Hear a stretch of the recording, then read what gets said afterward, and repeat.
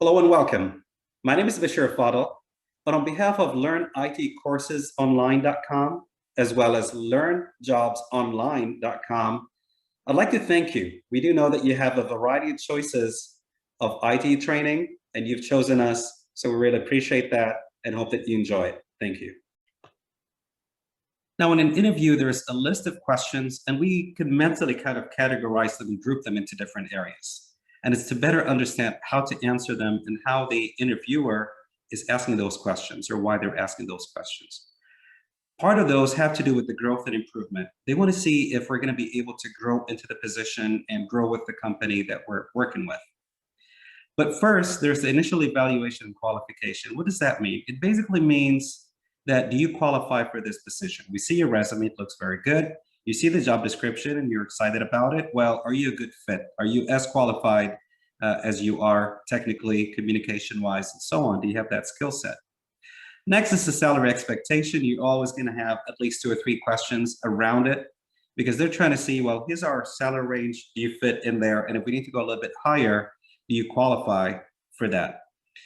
Next is longevity, which means, and it happens so many times in companies where you work so hard to get someone to work with you, and then it takes a week or 2 to train them and get them up and running and speed and knowing the different processes, sometimes even more. And then about 3 weeks later, they get another job offer and they leave. So you really want to make sure that this is some person that, yes, they're skilled, yes, they're qualified, but they're going to stay with you as long as possible, or as long as you'd like to have them in the company. The other group of questions are about your professionalism. So yes, you might be very technical, but do you have that work ethic? Are you the person that if you're supposed to start at 8 o'clock, you're literally there at 7:55 or before? If you have to work till 5 o'clock, that you're literally there till after 5 o'clock. If you have meetings, that you'll be there. You're the first one in there. And you're professional in your approach in dealing with things. Next is your personal values and ethics. What do you consider to be right? What do you be considered as being wrong? Because the handbook and HR policies handle a lot of that. But then there are certain areas where you need to be that honest person that has a strong values and ethical background. A great part of that also is teamwork, team effort, and technical skill. And we kind of group them slightly differently because some of the team effort questions will come from the recruiter or HR as well as your manager. But some of the team and technical skills come from your coworkers who are also sometimes going to be in that interview. So when it comes to team effort, we want to make sure that you're going to bring, again, you're working with people for 8-9 hours a day, 5 days a week at an average, and sometimes even more, that it's going to be that cohesive team, that you guys are going to work. There's going to be a lot of collaboration and growth together.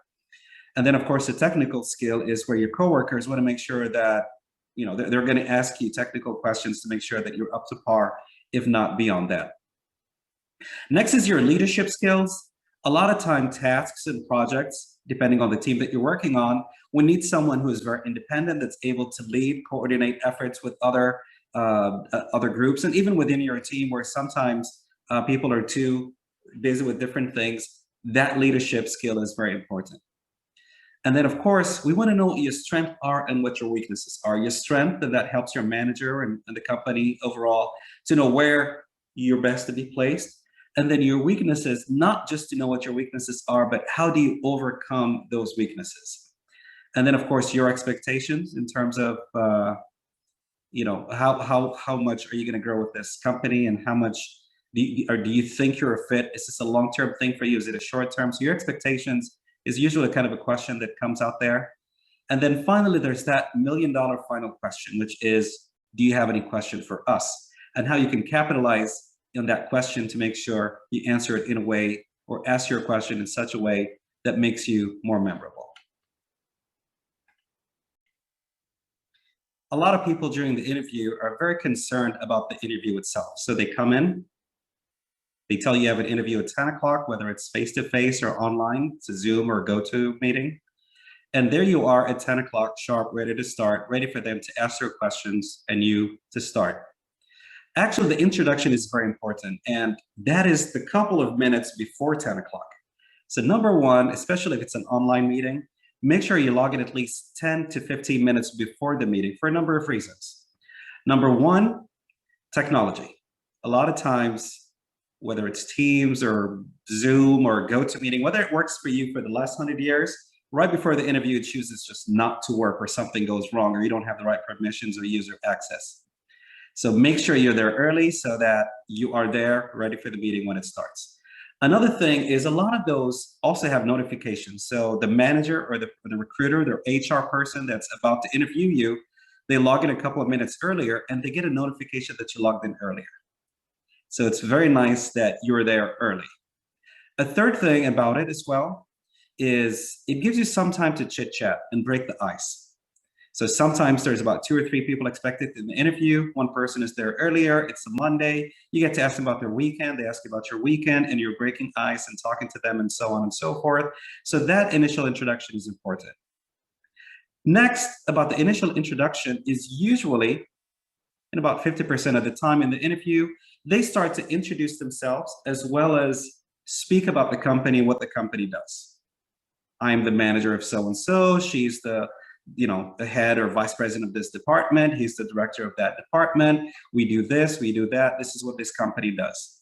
And this initial introduction is very, very key because a lot of people usually are quiet or taking notes, but this is where you get to engage them. So when someone is speaking about their company and saying, well, in the last year, our sales have increased by 20%, this is your chance to be engaged and show that you're really excited about it and make compliments and make comments such as, wow, this is amazing. This is great. I would definitely like to be part of this company. I hope to be a part of your group. This is great what you guys are doing. So you want to show some kind of engagement and take advantage of the initial introduction. Also, if you want to take notes, make sure that you're writing down the names of the people in front of you, especially if you have 3 or 4 people in front of you, because it's one thing to answer a question from Jennifer or from Michael, but it's another thing when you're answering the question is saying, yes, Jennifer, here's the answer to your question. So as they're introducing themselves, capitalize on if they're saying something about the company, about their accomplishments in the introduction, to show your excitement with phrases here and there, but also if that they are introducing themselves, that you're taking note of their names. And of course, if it's an online meeting, you're gonna have the names on the side. So make sure when they call something out that you answer with the name. It just adds, it's an additional bonus for you. The first list of questions we refer to as the initial evaluation and qualification. It's before you even go to the technical team or the manager that you're going to be working with. HR or the recruiter would just kind of like to make sure that you're the right candidate that they want to submit. Again, HR or the recruiter wants to look good in front of the manager, the hiring manager. So they need to do an initial screening. And in that initial screening comes questions about your qualifications. They're going through the job description basically and saying, do you fit this? Do you fit this? Do you fit this? They're also kind of looking at your resume and making sure that you are who you say based on your resume. If you have a certain certificate or certain college degree and so on, they're just going through it and clearing all those steps. Also, if there's a certain salary range that you're comfortable with that salary range. So there's going to be a couple of questions in that area as well. So this is where we're going to start with initial evaluation and qualification. So as we can see in the first line where we have recruiter, manager, and coworker, this question might be asked by all the 3 categories. And again, we've kind of explained those categories in a different session. The questions the recruiter might ask, the questions the manager might ask, the question the coworker might ask, and why they're asking them. But now that we know this is a question that might come from all 3 of them, it comes in the initial evaluation and qualification. It's the first question. It's an easy slam dunk.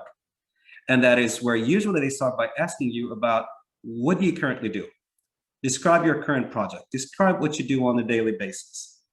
So in this question, and again, if you notice the note below, and we talked about this in a separate session as well, you always want to portray that you're confident, that you're qualified, and that you're interested. And again, there's a distinction between qualified and interested. For example, I would love to be an astronaut. I'd like to go to Mars. I'd love to be in Mars. I'm very interested in going to Mars, but I'm qualified. No, I'm not qualified. Similarly, when you're applying for a job, you want to show 2. You want to show that excitement and motivation that this is the job that I'm looking for. This is the company that I want to work for. They feel good about it, but are you qualified? So you need to always show in your answers that you're qualified as well as interested, and you need to show that confidence. So the first question is usually kind of an easy pass, and you can just go for the slam dunk with it, which is describe your current role. What do you currently do? Your current project. What do you do on a daily basis? Now, all of us have that answer ready, but we need to tweak it a little bit. And this is very important. Why? Because you have a job description that you have. And that job description might vary a little bit. So even though the job title might be very general, we're looking for a Java developer that does 1, 2, 3. We're looking for a database administrator that does 1, 2, 3. We're looking for a Salesforce administrator that does 1, 2, 3. The order of those items changes from one job description to the other because this company might be more interested in the security part of things. This company might be more interested in the business intelligence or reporting and dashboard part of the house. This one might be interested in process automation. This one might be interested more in test and quality part of the house. So it's very important that when you're answering that question that you reorganize it based on the job description, as well as the terms that are repeated more times in the job description. So if I notice, even though I'm applying for a database administrator, that they're more interested in optimization and speed, and the word optimization is repeated 3 or 4 times in the job description, then I will start my answer with the word optimization on it. But if they're more interested in security and user access and privileges, then I'm going to stress that part a little bit more. So when you're answering that question, have your answer ready, practice it, show that you're confident, start listing the qualifications that you have, but more importantly, the way you order them. So you start with what they have first, and then you move on. The second thing when you're answering this question is, unfortunately, a lot of people think of selling either the company that they work for, or the project that they worked for, or the team that they worked for. What does that mean? It means that when I'm answering the question about my current role, I talk about, well, I work for this company that has 500 users, and it's just grown 30% in its profits, and this project is just amazing. Well, the interview is about me selling myself, not selling the company that I work for. Another example is a lot of people have that communal sense, which is, well, we did this, and we did this, and me and my team did this, and me and my team did that. Again, we're not hiring we're not hiring your team. We're interested in you and only you. So this is our chance to use the word I and emphasize your role and qualifications for the job description. So if that job is for a Java developer, I will immediately answer that question by saying, as a Java developer for so many years, I have done this, and I have done this, and I've worked with this, and I've accomplished this. If I'm a Salesforce administrator, as a Salesforce administrator for so long, I have so much experience with this, and I have a lot of expertise with this, and I'm qualified in doing this. So we always answer that question by emphasizing first and foremost the terms that they started with, the terms and needs that they have repeated, and always exhibit confidence in your answer, that you're qualified, and that you're interested. One thing that's important when we get a job is consistency. So one of the questions that comes up is, how long have you been in this role, and what was your previous role? Because some people might change direction in their career, which is perfectly okay, especially in the field of IT. So you might start as an administrator, move into development, move into a project manager. And so the next question is also about, how long have you been in this role? Just to know that if we're going to hire you, are you someone that is going to be consistent, someone that enjoys what you do? And so here, when you're answering this form of question, the focus is on your excitement, how much you enjoy, how you're qualified, and how your expertise is going to come across as you join this new company. Next question is, why did you leave, or why are you leaving your job, or the reason for searching for a job?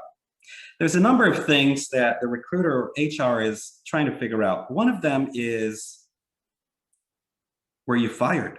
Did you do something that's bad? And they're trying to find that. So this is one thing that we want to be careful about, that if we are in good standing, you want to emphasize that. You want to emphasize that I enjoy where I currently work, and they love having me there. If you're in good standing, absolutely. But you're pursuing something, a great opportunity, and you could name the company that you're applying to. So if I'm leaving this company, company A, and moving to company B, then my answer will be around the lines that I enjoy working at company A, they love having me there, and that's why I'll be more than happy to share my references with you. Now, moving forward to company B, the fact that you guys have this opportunity and you guys have this technology or this field or this job, you want to show that you're very interested specifically in their opportunity, not just any opportunity. And so that's the answer to this question, or the best way to kind of answer that question.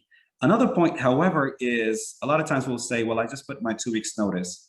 So even though you might be in good standing and you'd be the top candidate for this position, but it allows me as HR or the recruiter to negotiate your salary lower. When you show that you've been fired or laid off or whatever, actually, you want to be careful talking about that, because basically all I'm going to do is try and negotiate a little bit lower of a salary. So that's why if you're in good standing, you want to emphasize that as well. One of the questions that comes up is describe the company that you currently work for, or what does your company do? And it's very important, of course, to talk about the company since they asked you. But one thing that you don't want to do is lose focus of your technical skill. So if I'm an IT professional and I work for a manufacturing company that manufactures beauty products, then I don't want to spend 5 minutes talking about the beauty products that we do, and we create this and we create that and we do this. But I want to emphasize that, yes, this is a beauty product company and our IT department, and straight go to the kill and talk about the IT department and the value of what you guys do, and especially you do, the value that you bring to the business, the ROI, the return on investment, as a software developer, as an administrator, as a business intelligence person. Those are the reports and dashboards that I built for the company that helps automate this process or gives them those projections and forecasts. So when we're asked about the company, always keep in mind, it's not just about the company that we're spending 2 minutes talking about the company and their product line, but it's about, yes, a couple of seconds about what the company does, but then the value that you bring in their departments. One of the questions, especially with recruiters, that ask is, how long have you been applying, or have you spoken to other recruiters? And we need to understand the nature, especially in IT recruiters, is that if you apply to 2 companies, they might both submit you to the same client. So, and in that case, they would have to withdraw that application. So that's why they want to make sure that there's no conflict. And you would like to assure them that you have not applied for that position. So keep that in mind when you're asked that question. Another thing as well is, if I've been applying for a very long time and haven't had any hits, chances are we're going to negotiate your salary a little bit lower because, quote unquote, you're not marketable. So keep that in mind when you answer that question about how long have you been applying, or have you spoken to other recruiters. One question that we usually ask is, why should we hire you? And a lot of people do a great job of talking about how they're qualified for that position, and that's a great thing. So always make sure you talk about how you're qualified. But remember, if 5 people are applying for that job, all 5 of them are going to talk about their qualifications and that they're qualified for that job. So what makes your answer more interesting, exciting, and memorable? You want to add a couple of things. Number 1, remember you're applying to a business. A business is there to make money. So how is your skill going to turn into saving money or additional profits? So I'm always going to talk about my skill and how I'm qualified, but in addition to that, how my past experience of automated processes that brought this value. I've developed this website or this app where I created those reports and dashboards that added those values, that saved so much time and labor so that the business could focus on other things. That those reports and dashboards were more readily available to the vice presidents and the directors, and they used to receive them on their email or through the portal, and it made their life much easier. So in addition to the fact that I'm qualified, how did my skill set add to the business? Return on investment, that's a very important point. One question that comes is, why is there a gap in your employment? So if we look at your resume and between you've worked 20 through 2022, but you haven't worked 3 years before that, and then you worked at another company. Yes, you might be very qualified, but sometimes that could possibly be interpreted, since you have that gap for a couple of years, as a red flag. So we want to make sure, are you going to be consistent, or why did you leave? So we want to make sure that you don't lose enthusiasm, you don't lose excitement. You're not just working for the money, and in a couple of months after you work with us and saved up a little bit of money, that you're going to find an excuse to leave. So if there's a gap in work experience, if you haven't worked in a couple of years or so, make sure you have something that assures us that you are able to, and that you're excited. And it wasn't a lack of excitement or lack of enthusiasm, but it was maybe a necessity, such as a family necessity or some form of relocation or education, pursuing some kind of a certificate or educational, master's degree or PhD. So you want to come up with something that assures consistency, that you're going to be a consistent person, you're a motivated person, you're going to accomplish, and you use that time wisely. rather than emphasizing something such as, well, I just lose steam and it was too much working Monday through Fridays, something that would worry us as recruiters or a manager that, well, if you're going to lose steam here pretty soon, then probably it's going to happen with us again after we hire you. One question that comes is, why is there a gap in your employment? So if we look at your resume and between you've worked 20 through 2022, but you haven't worked 3 years before that, and then you worked at another company. Yes, you might be very qualified, but sometimes that could possibly be interpreted, since you have that gap for a couple of years, as a red flag. So we want to make sure, are you going to be consistent, or why did you leave? So we want to make sure that you don't lose enthusiasm, you don't lose excitement. You're not just working for the money and in a couple of months after you work with us and saved up a little bit of money that you're going to find an excuse to leave.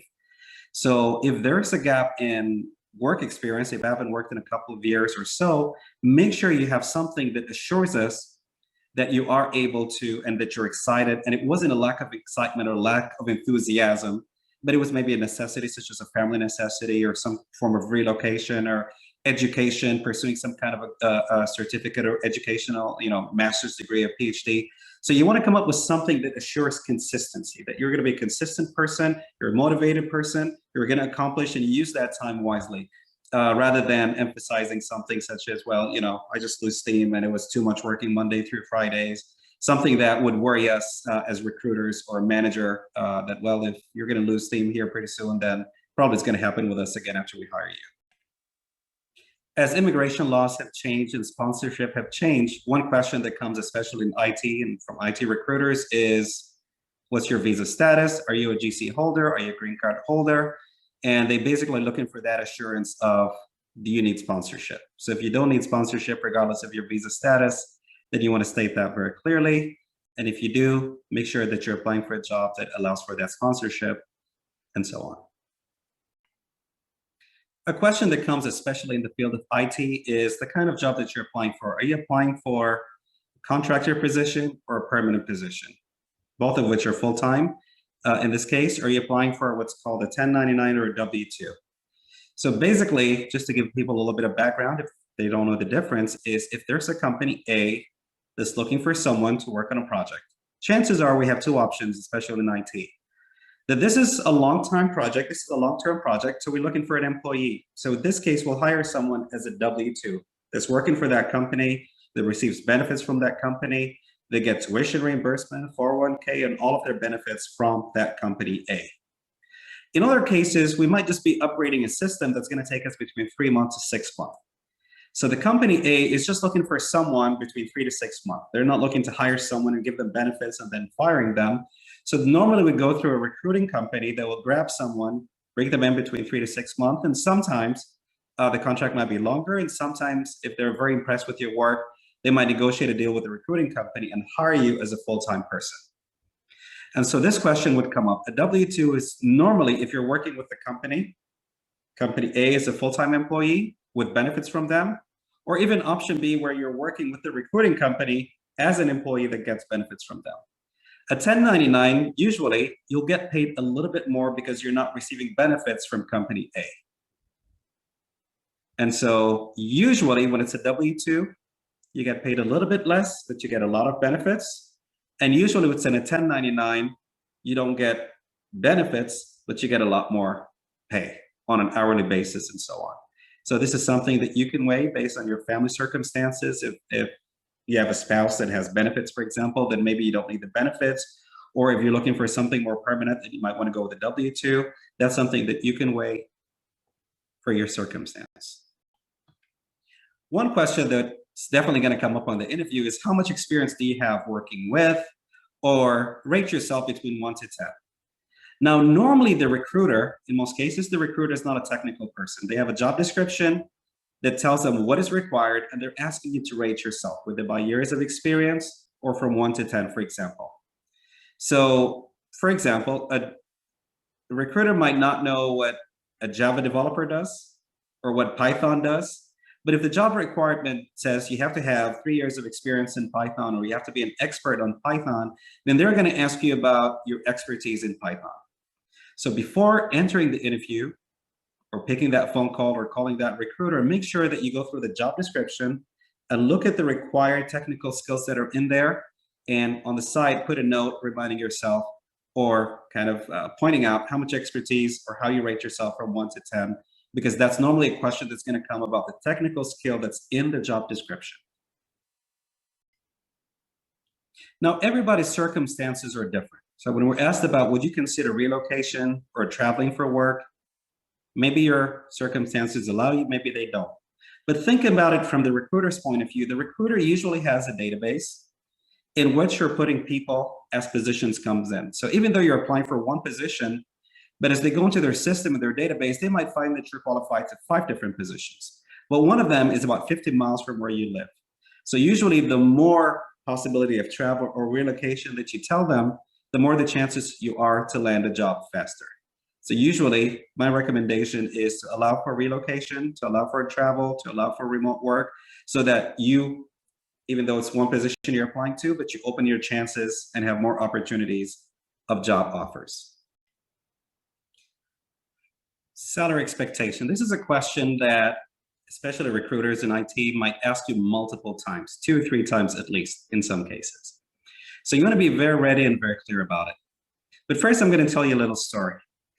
Senior year of college, we're at a workshop in college and they invited some recruiters and we were asking the questions and they're telling us and sharing their expertise with us. And one of the interesting stories that had to do with salary was where one of the recruiters was set by company. Again, they hire people usually back then for about $45,000 a year, graduates from college. But the manager specifically told them that this student, and we had a student that just was amazing and have done so much stuff and was published in a couple of papers and research and so on. The manager specifically told the recruiter that if this person, applies to a job, make sure you offer them 60,000, not 45, but up to 60,000 because they're just that good and we really need them in our company. So the recruiter came in, spoke to the different people, and that person actually was interested. So then the recruiter asked him, what's your salary expectation?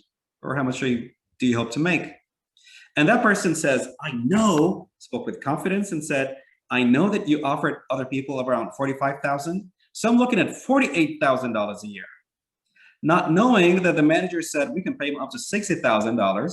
So the recruiter said, guess what? I'm more than happy to give you $48,000 and a $2,000 sign-up bonus with us if you sign up today. And sure enough, they signed up. So this is why this section is very important.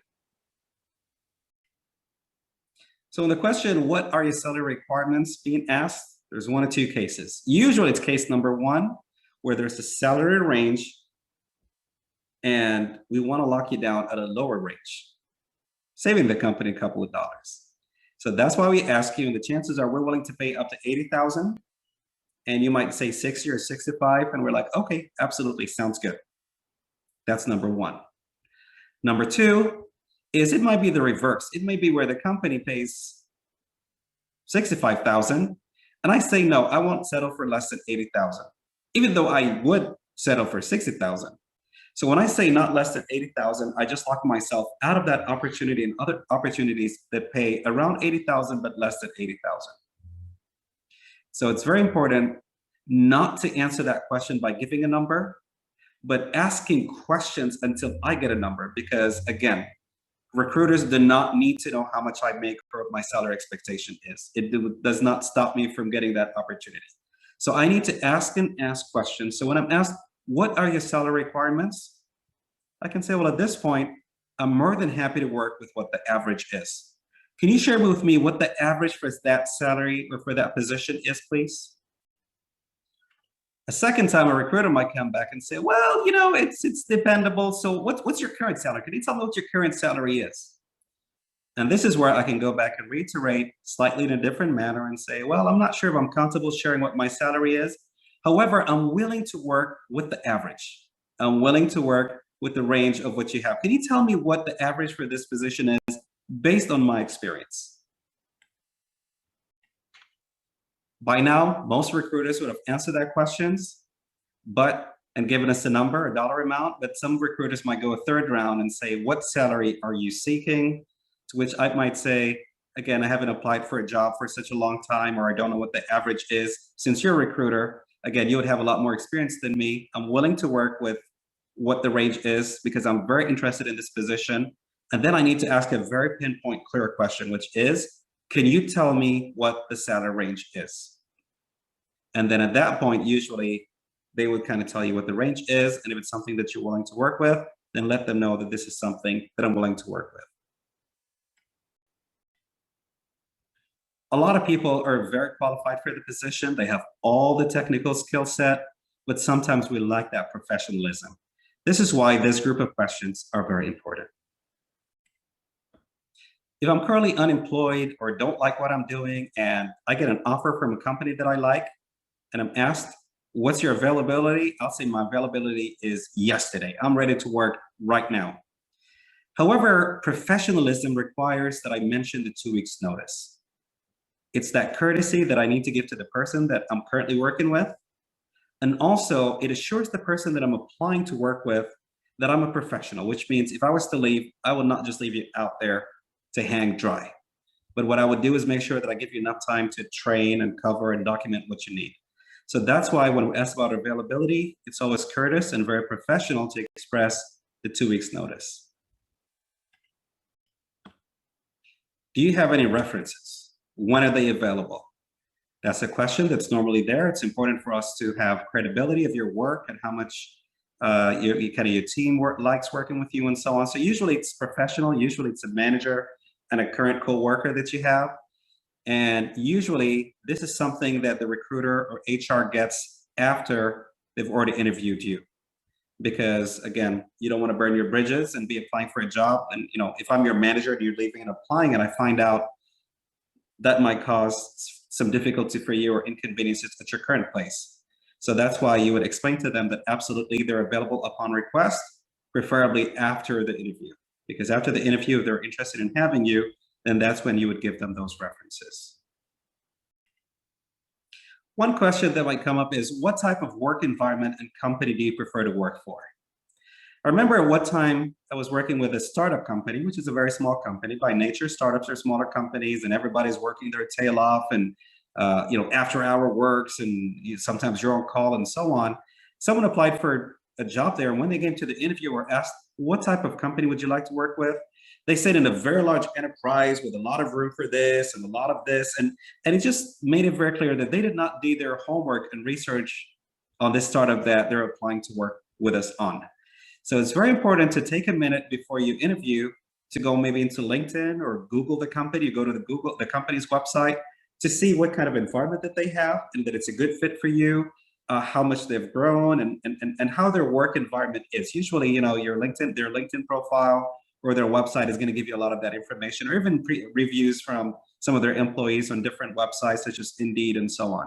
So it's very important to do that homework so that when I go to the interview, I'm selling myself, saying, I'm very excited to work with your company because your company has 1, 2, 3, and those are the characteristics that I'm looking for. It makes it a lot more exciting that they want to hire you. I remember at one time there was an interview with 6 people, 2 of whom were managers. And this candidate answered all the technical questions just perfectly, on target, for a whole hour. And the last question was from one of the managers, which is, why are you leaving your current company? And the answer was, me and my manager just don't get along. My manager doesn't understand. My manager is stupid. My manager is this. It was 59 minutes of an hour that the answer was just perfect on the technical skill. And then he started ripping into the manager. And of course, with 2 managers there, the decision after he left was, no, we're not going to hire him, because if he had problems with that manager, he's definitely going to have problems with us here and management here, because he doesn't seem to ... So when you're asked about how your boss or coworkers describe you, this is where you want to sell your strength.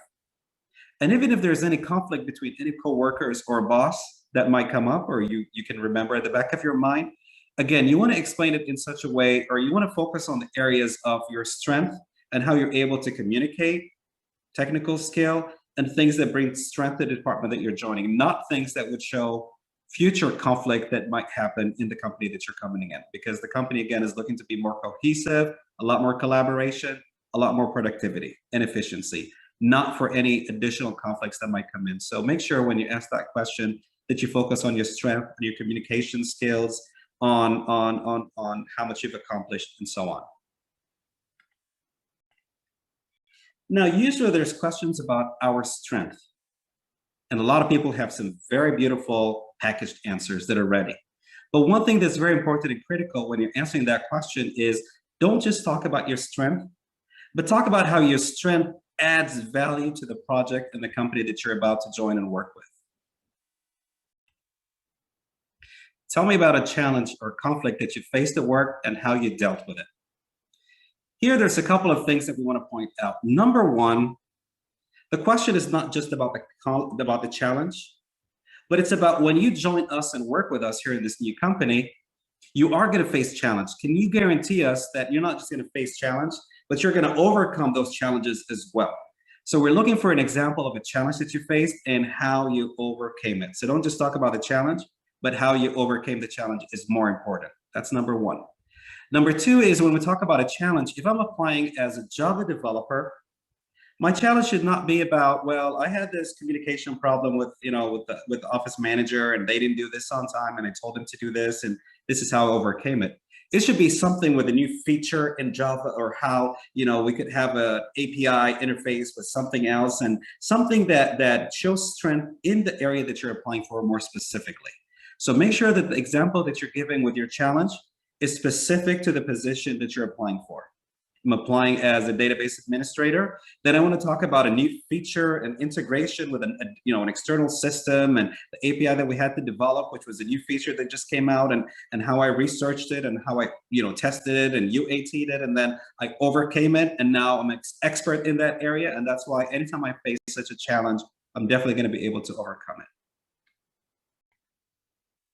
In any given day, management is going to make decisions that we disagree with any given day. As such, it's a question that's always going to come up. What's the time you disagreed with the decision that was made at work? First and foremost, we want to make sure that you do not take it personal. So if I made a recommendation that we need to upgrade from version 5 to version 6, management comes back and says, guess what? We're not going to do it. That I want to show that I was objective. And usually you want to give an example of how you made your recommendation. For example, I did a PowerPoint presentation. I shared all the value, how this will affect the business, and it's the best decision for the business. Well, the manager looked at the budget, there was enough in expenses, and thought at this time, let's focus on something else, even though I did not think was of greater value. So we want to show that we don't take things personal, but at the end of the day, the decision that the manager makes or that the business makes is what is your top priority, as well as the enterprise's most beneficial top priority as well. So when asked about disagreements, the focus should always be on that you're objective in making your decision, that you made recommendations, and when they did not go through or did not accept your recommendations, that to make sure that what's best for the business was adopted is you follow that decision. How do you deal with pressure or stressful situations? Again, this is an important question, and always remember, it's not about your past experience, which you're about to tell us, but it's more about the future, which means when you work with us, there's going to be times where you feel there's a lot of pressure at work and there might be stressful situations. Are you going to be able to cope and deal with it? The second thing, it's not a personal question, but it's more a work-related question. For example, how do I deal with pressure and stressful situations? God knows I get down on my knees and I start to pray. But in corporate America, maybe that's not the answer they're looking for, or maybe that's not what is expected in a conference meeting, as there I am with the CEO and the VP and the director of the company. So when we're asked about pressure or stressful situations, it's a professional question, and do not answer it more personal, but more professional in the sense that if I need to research something, I'll research it. I want to make sure that I'm taking notes. I want to make sure that I'm communicating correctly. So use that professional perspective on things to answer that question and how you could carry that over into this new position. When we talk about communication, about research, about diligent work, about making sure that a conflict resolution is happening, that's something that I've done in the past, and that's something that I can definitely benefit the new company and job that I'm working with. One question that I like the most is that question that everybody's afraid of, and that is when they ask me about something that I don't know. So for example, you're in an interview and we ask you about, do you have an experience with ABCDEF technology? I'm afraid of that question because I've never heard about it. And my answer is going to be, no, I don't. And suddenly I'm going to be nervous and swallowing and just, it's going to stress me in an interview. And I'm going to give you a very interesting example where we interviewed two people, A and B, and Mr. A answered all the technical questions, and you could tell that they had good experience. Mr. B answered most of the same questions, actually not as experienced as Mr. A, a little bit less experienced than Mr. A. However, towards the end, I asked the question about, and I asked the question to both of them, was a new feature in a developmental language. So I asked A and B about it, and I knew they probably never heard about it. A answered by saying, I never heard about it. B, who has a little less experience, answered by saying, if this is something that I need to know, trust me, by the time I need to start working on it, I'm going to be an expert because I like to study and I like to research and I like to look at newer technologies. So if this is something that you require from me, I guarantee you I'll be the best in it just in time. Needless to say, 4 of us met as the interview committee and we hired B. So when we ask a question about something, a skill set, a technical skill that we don't know, then always do not answer by saying, no, I don't know it, but show that if it's something that is needed for work, that you will work very hard, that you're diligent, that you will research it, that you will make sure that you know it as good as anybody else. And you can give a couple examples of things that you did not know in the past and how you were quick to learn them and work hard with them so that you have achieved this point today. One question that comes on strength is, what are your greatest professional strengths? So a lot of times, especially in IT, we get excited about our technical skill. I have done this in Java. I have done this in, with Cisco and security and so on. And I have this certification and I have that certification. However, in the workplace, there's a couple of areas that we want to keep track of, especially number 1, technical skill, absolutely. But number 2 is communication skill. You're working with different teams and different groups. So you want to emphasize how good you are with collaboration and communication. And then number 3, you're hired in a business for 2 reasons. Either that we save some money or increase our profits. So whatever you do have, show that you're in touch with the business. You're in touch in automating processes and delivering reports and dashboards and technologies and upgrades that bring value to the business. So when you talk about your professional strength, it's good to touch on those 3 at least. Number 1, my technical skill and maybe certifications and accomplishments. Number 2, how it helps the business and help grows the business. And then number 3, and so that way we've covered all 3 of them. Tell me about an accomplishment that you're most proud of. In some cases, that question is asked about one of the toughest projects that you worked in or most complex projects that you worked with.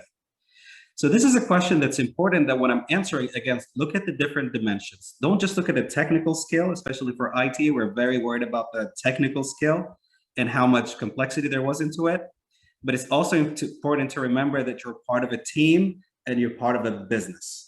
So as you're describing how technical it is and how complex and all the different features and components that come into it, also stress the importance of the value that it brought to the business. It automated this process. It made it easier for this department to accomplish what used to take a week. Now it's done in milliseconds or is a scheduled daily task, or the value of the reports and dashboards that are now readily available real time. So you want to show how complex it is on the technical side, but also the value that it brought to the business. And more importantly, if it's working with a team, how it made the life of the team much more easier.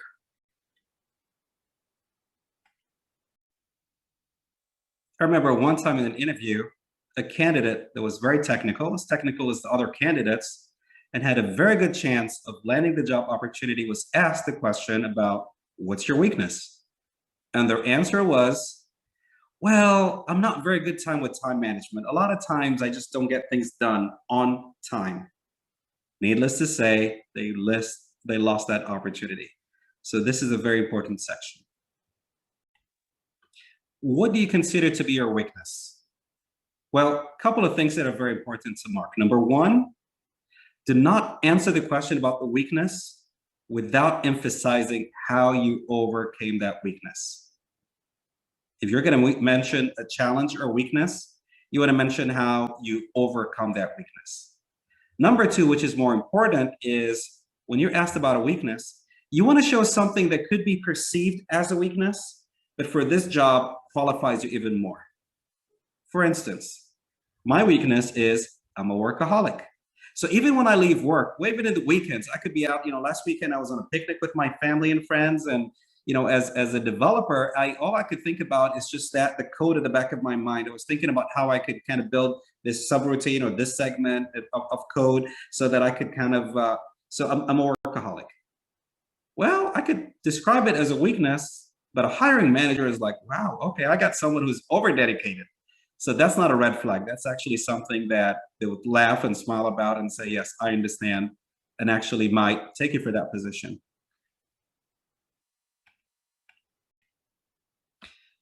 So the question might come up in the weakness area about, tell me about a time you made a mistake. So now at the back of the mind of the recruiter or the person interviewing me, the manager or the coworker, is if you made a mistake before, chances are history repeats itself and you're going to make the same mistake with us. So tell me about a time you made a mistake. So keep that in mind. We're trying to see if you're going to recreate that mistake here with us again and if we can afford it. So usually when we answer that question, what we want to do is point to something that maybe was expected of someone else that we built on an assumption. For instance, if I were to say, and that'll be the wrong answer, well, I started to develop something and I didn't put the right requirements together, or I developed something but I did not test it properly, then that's a red flag. And chances are if we were to hire you, you're going to make the same mistake. Versus if someone left or someone was traveling and I assumed that they did their UAT, user acceptance testing, and they did not complete it. And then based on that, I had to go back and do that part, which they did not complete. So usually when it comes to a mistake, you don't want to have that burden of them thinking that you made that mistake and you're going to do it here again. It's lighter if you talk about someone else's mistake that you assume based on and how you kind of fix that mistake that they made and made sure that maybe you created an SOP, standard operating procedure, to make sure that that mistake doesn't happen again. So not only did that mistake happen and was an oversight from someone else, but how you made sure it doesn't happen again by creating, for example, an SOP, standard operating procedure document, so that those do not repeat themselves again.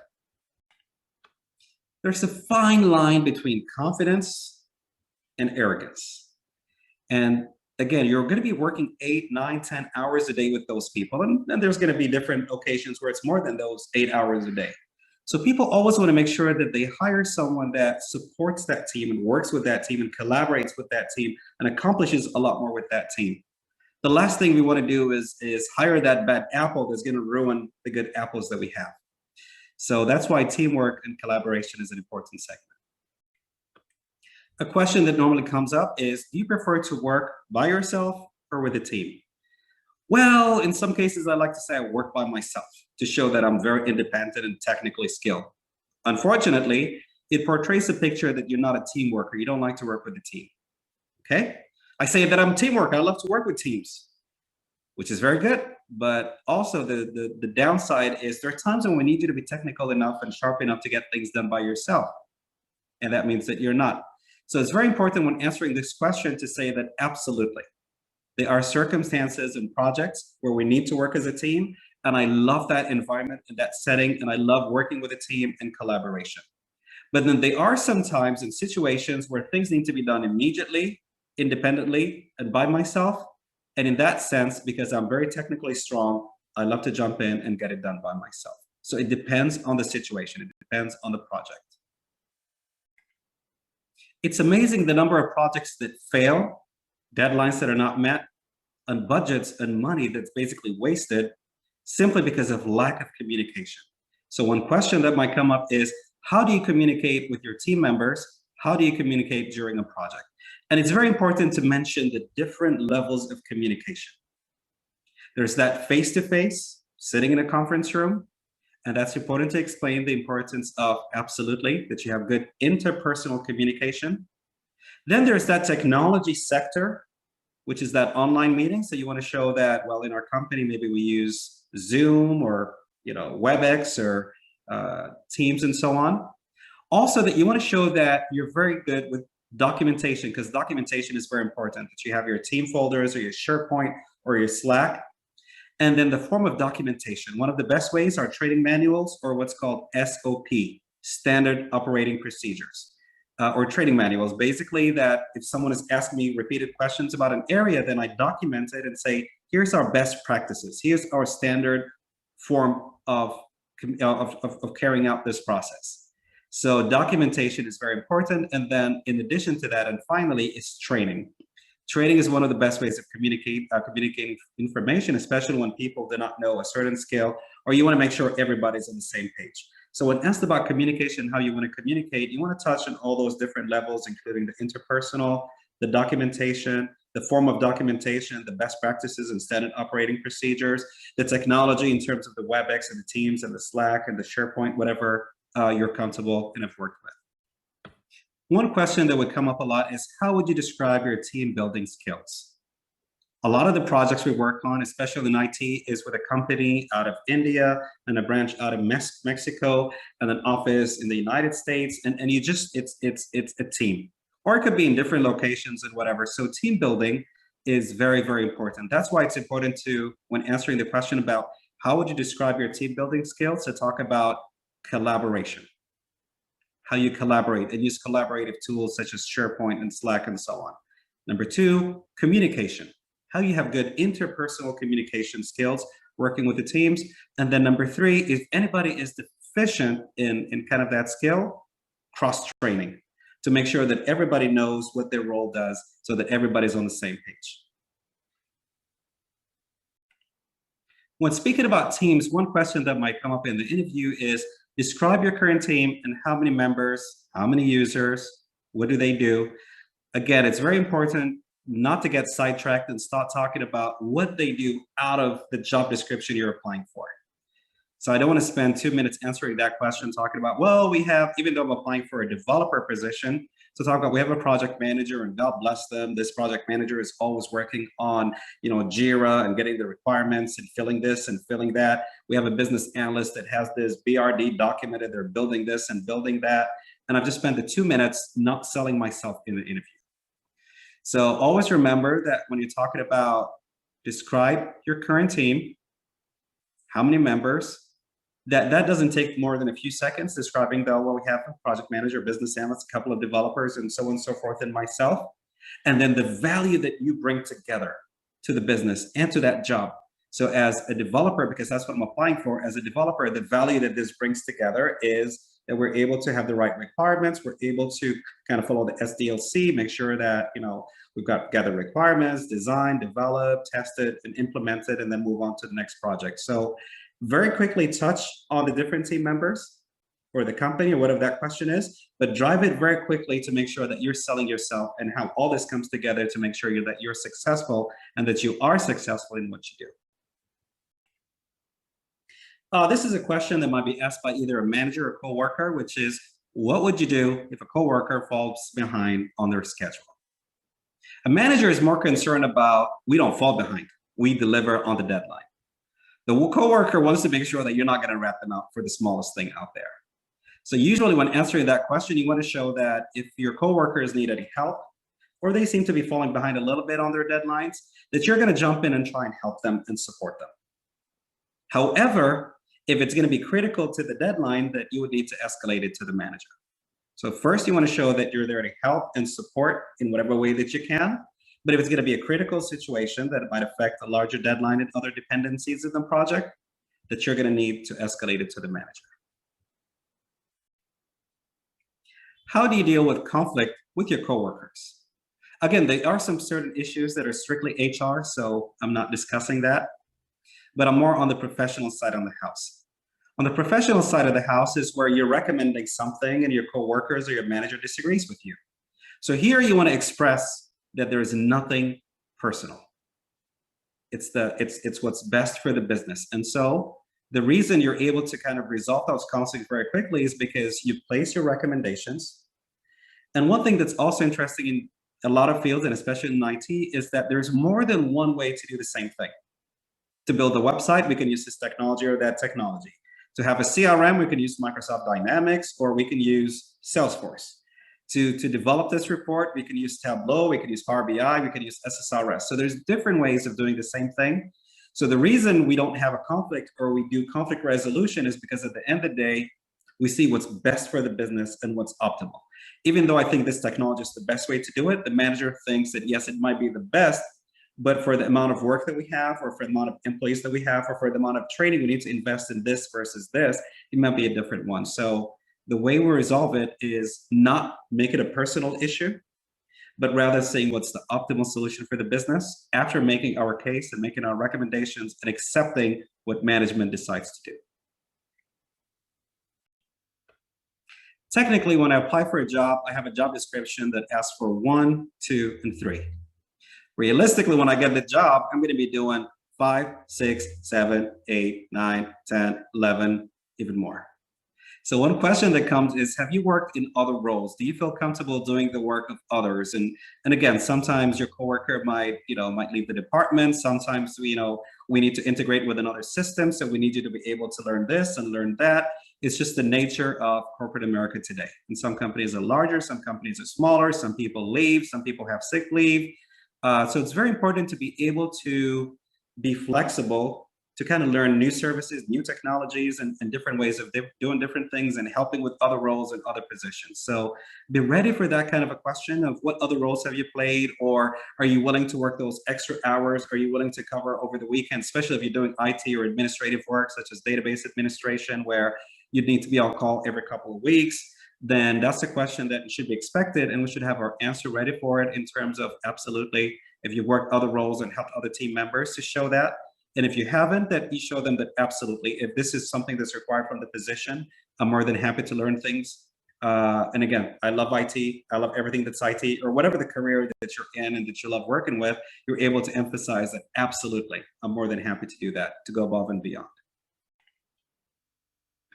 Sometimes when I apply for a position, it's a leadership skill position, such as a VP or a manager or a team lead. Other times we might be applying for specific technical skill position, but then when we apply for that position, well, the reality is maybe they do need a team lead, or maybe there's a project in which we need to kind of move things across. And so some questions might come in about our leadership skills.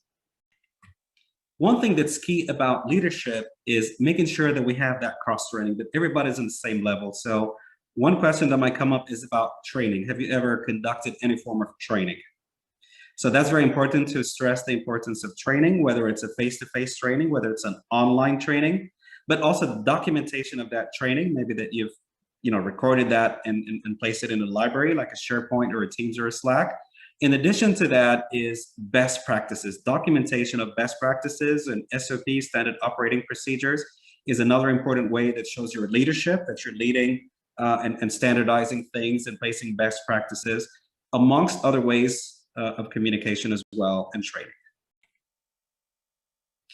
What's the time you exercise leadership? Or we're looking for an example of your leadership. And again, remember, this is not something that's personal. So if I was a camp leader or a scouts leader, God bless you, that's amazing. But more than likely, we're looking for something that's going to affect the position that you're applying for. So in a case like this, we want to talk more specifically about our leadership skill in this area of focus of what we're applying to.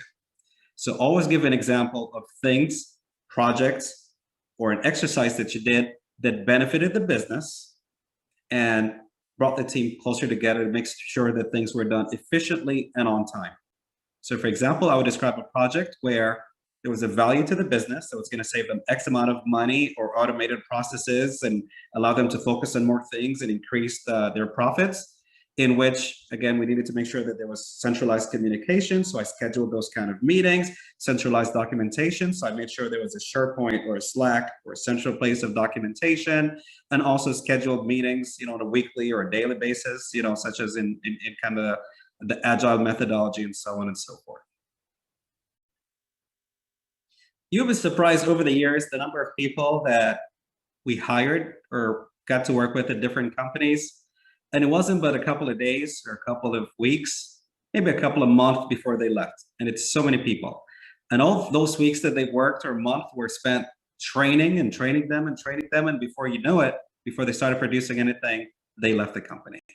It's just the nature that people are applying for different opportunities, and maybe an opportunity popped up, so they take that one. and they leave. So it's very important for the recruiter, for the manager, for the coworker to make sure that if you're going to join us, that you're in it for the long haul. You're going to be working with us for a long time. So that's longevity. How long are you going to stay with us? To start, if I was asked the question, how long do you plan to stay?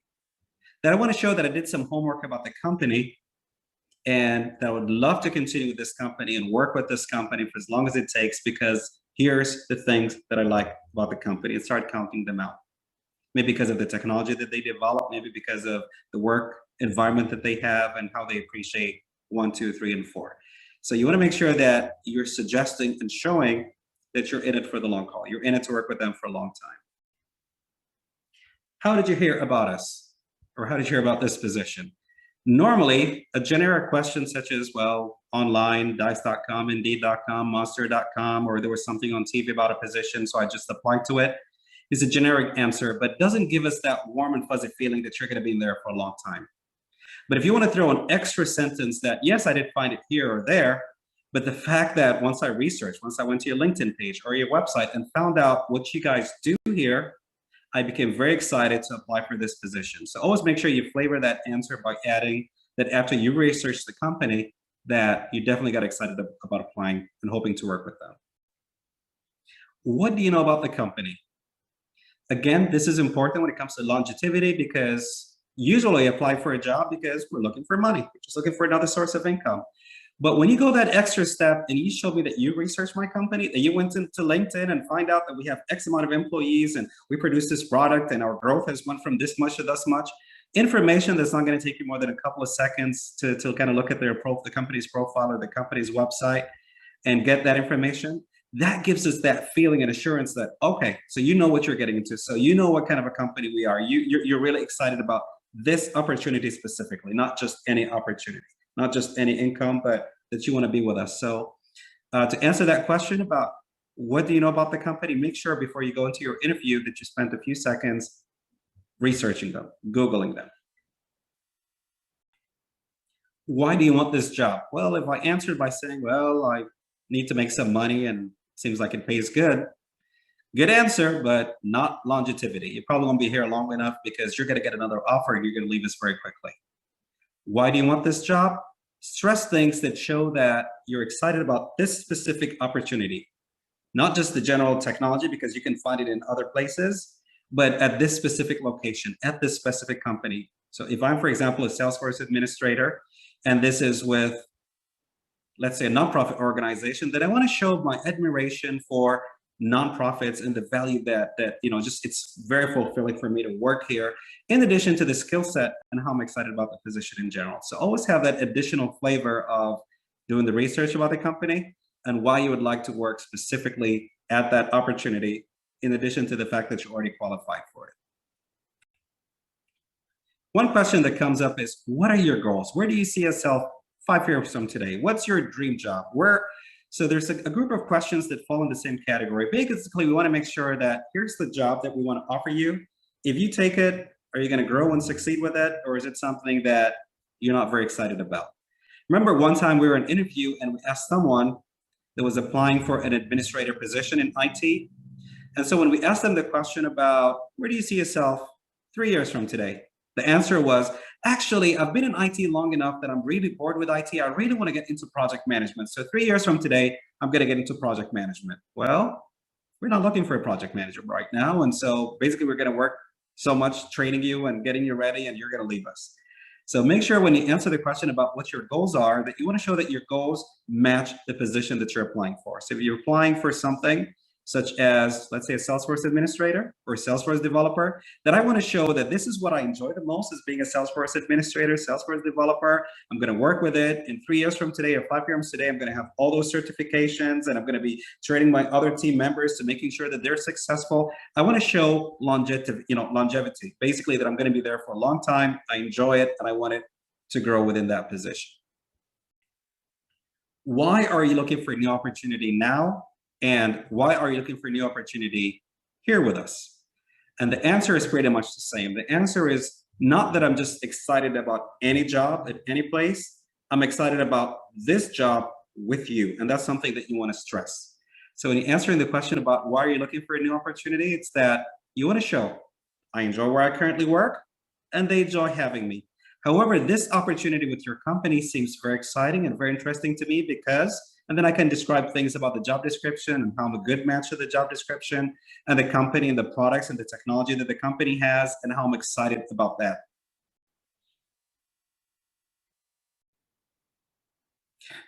What value has your work brought to the business? How is the business affected by what you do? Again, remember some departments such as sales and marketing, oh, they affect the bottom line. They bring money directly. Some departments such as IT, we don't bring money directly to the table. And so it's very important when we talk about the work that we have done, that from the beginning, you're ready to show things that benefit the business, that you're in touch with the business side of the house, the automation, the business intelligence, and the value that it brings to the business, not just the technical skill. A lot of us are very good talking about the technical skill. If I'm an accountant, then I'm talking about how I've done this kind of work and those kind of Excel sheets and calculations and macros. If I'm a developer, about all the different object-oriented and concepts and UXs and UIs and so on. But now you want to talk about the value that it brings to the business. Again, talk in the past about what you did, what value has your work brought to the business, meaning in the past, but also bring that forward that when I join you guys, this is how I'm going to be able to affect the business positively. So if I talk about automation, for example, how as I move into this new department, how my automation, process automation, my business intelligence, my development, my APIs and so on are being able to simplify this job and save all those hours for those different departments. And I think it's going to be a great positive effect for your business as well. Growth and improvement. The nature of corporate America today is technology has changed everything. If I was an accountant 10 years ago or 10 years today, it's completely different. Maybe the numbers are the same or changed slightly, but the way the work is done and it's automated and it interfaces with different systems is very different. Maybe I'm a developer. Programming language developments, almost every quarter, there's a new version, there's a new release, there's a new upgrade. So growth and improvement is very important from a technical scale, but also for me to be able to adjust and be flexible with those modifications. One thing that's important is for us to always move forward with the technologies, being able to be flexible and adopting. So a question that might come up is, what are you looking for in terms of career development?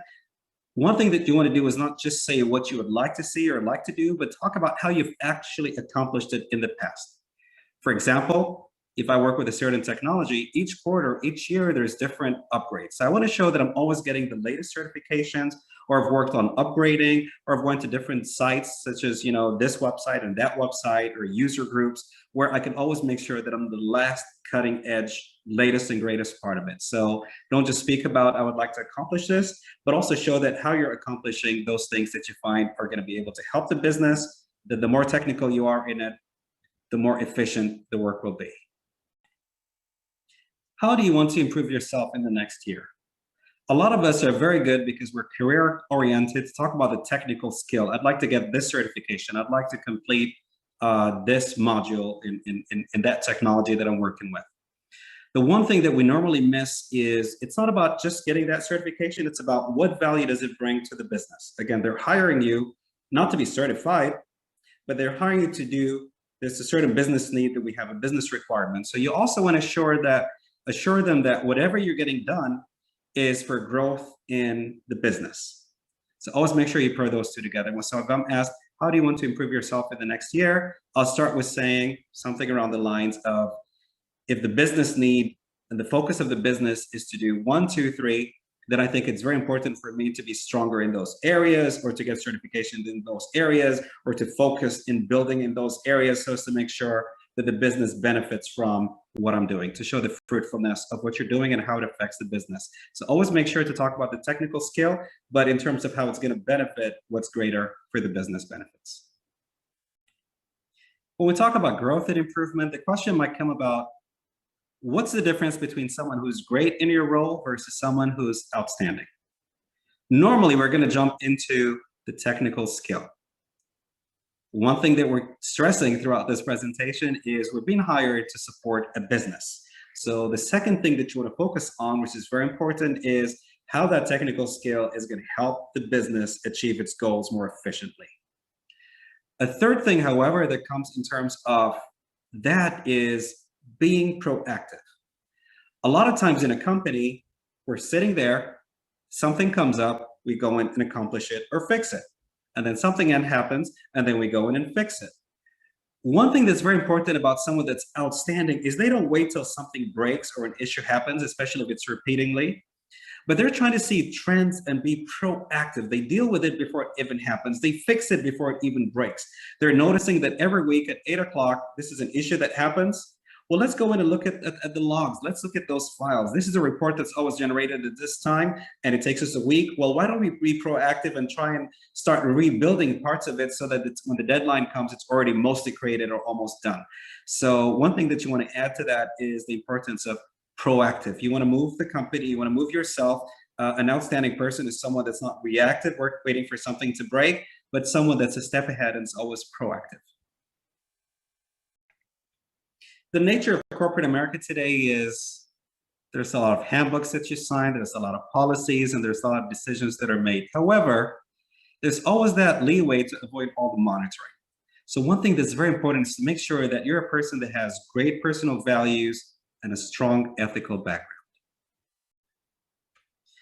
There's a question of motivation that usually comes up when we talk about values and personal things and ethics. What motivates you? What gets you up in the morning? And sometimes we get involved into certain things that are very personal, such as faith and God and family and children, which is very beautiful and very valuable. However, when you're talking about the corporate office, when you're talking about a business, we want to make sure that our business is what excites you, that the job is what excites you. So when you asked about what motivates you when you're applying for a business analyst position, that you want to talk about how much you enjoy being a business analyst, being involved in those meetings, dealing with the stakeholders and gathering the requirements and putting the BRD together. If I'm applying for a developer position, about how I love sitting and coding and putting that code together and thinking it through and all those different processes and algorithms and so on and so forth. So you want to show that you're motivated, you're driven, what you do, you have a certain passion about it, that it drives you to do it. When were you most satisfied in your job? Again, I don't want to talk about the break that I took or the vacation that I took or that approved my leave of absence. Maybe that was the most satisfying time in my job. But again, from a professional level, what they're looking for is a combination of things. That you enjoy what you technically do and that you bring value to the business. And so when we talk about when were you most satisfied in your job, it'll be something about, the business used to do this or suffer from this or needed to grow in this area. And I was able to sit with the stakeholders of the business and gather the requirements for the project managers and the BAs and develop this solution and coordinate this solution and make sure that it was implemented. And that solution made the life of this person and that person that much easier, or brought more profitability to the business, or saved us X amount of money from our budget. And I felt very satisfied about that. That was very fulfilling for me, that I was able to help the business in this form. So when we talk about satisfaction, a lot of times we get pulled into personal things, but make sure it's your strength from a professional perspective. What do you like to do outside of work? What are your hobbies? And a lot of times, again, we make it very personal. I like to play soccer. I like to go to church, temple, mosque. I'd like to do this family event, which are all beautiful things. However, in a professional interview, what do you like to do outside of work? I want to show that I'm part of a user group of what I do. So if I'm a Oracle database administrator, then I'm part of the Oracle user group within my city. I like to go to meetup meetings where we meet with people that do this. I like to go to learn itcoursesonline.com to always strengthen myself, and there are free sessions to work on this. So you're always focusing on something out of work that adds to your professional skill, that's going to bring more to the table here at the company and allow us to grow a lot more. Sometimes there could be an exception, quote unquote, and that is if you're sitting at the desk of someone, maybe a manager, and you look at the back and you could see him or her with her kids, playing soccer or something, and you really love soccer, for example, then that could be something that you could throw out there on a personal level, but then make sure that you go back and give a professional level point that goes along with it. Tell me about yourself. Well, Again, an interview is not Match.com. We're not looking for, I'm not a morning person and I love to do this and I love to do that and I don't like this and I don't like that. Remember that an interview is you coming into a business. So when they talk about tell me about yourself, we're looking at maybe a very short answer on a very high level of yourself, but the focus is always going to be on your excitement about the qualifications for this job. So I'm applying for a job that needs 1, 2, 3. I'm going to focus on the fact that I'm very passionate about 1, 2, 3. If I have a college degree in that related field, it's about, well, this is why I went to college and I studied 1, 2, 3. This is why I've worked for 1, 2, 3. This is why when your job description had 1, 2, 3, I got very excited about it. And that's why I'm applying here. And I think I'm going to be a great success. You're always selling yourself to that job in the interview.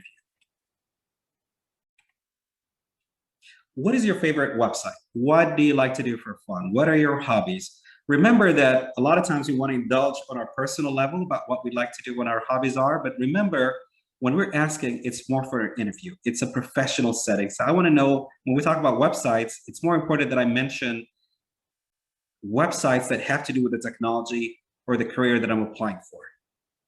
If I'm asked about hobbies, I want to mention hobbies that reinforce that I enjoy researching this or working with this or a user group or a program or camp that has to do with the stuff that I'm applying for. So always reinforce that idea that you're selling yourself, you're giving examples, whether it's hobbies or websites or even after hours, that shows that you're excited, that you're qualified, and even when you work, you're going to be growing in that field specifically. Just like almost 100% of the time, you start with the first question in the interview being, what do you currently do? Or tell me about your current job. Normally, the final question is always the same. And it's important to have a good start and definitely a good end as well.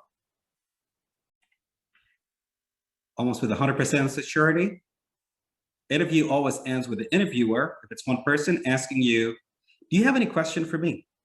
And if it's a group of people, is, do you have any question for us? And usually this is where people kind of get distracted and start asking questions about, when are you going to get back to me? And can you tell me about the position and what all am I going to be doing on a daily basis? And all our distractions dependent on if they're done interviewing other people and if they're going to get back to me. And usually in the interview, this is set time. So the manager that's interviewing you, the recruiter that's interviewing you, and so on, they have about half an hour, and usually it's in the last minute or two. So they really don't want to indulge in a lot of questions that they don't fully have the answer for at that time. So when we ask the question, do you have any question for me or questions for us? Usually the best and ideal answer would be, would you please tell me about how long you've been with the company and what you like the most about it? What do you like the most about the company and how long have you been in the company? Why? Because that allows you, after them answering the question, to continue selling yourself. In other words, I would answer the question by saying, well, I've been in this company for 7 years. What I like the most about it is, there's a lot of teamwork and great technology and people always working together. So that allows you to finish and answer and just comment at the end by saying, wow, that's a great environment to work with.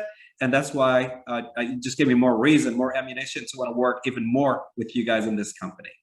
So usually you want to show interest in the interviewer in the last question by saying, can you tell me how long you've been with the company and what you like the most about it? And when they answer and tell you what they like the most about it, for you to have one more sell pitch and sell yourself and conclude by saying, well, that's great. Now I'm very excited about working with you guys as well.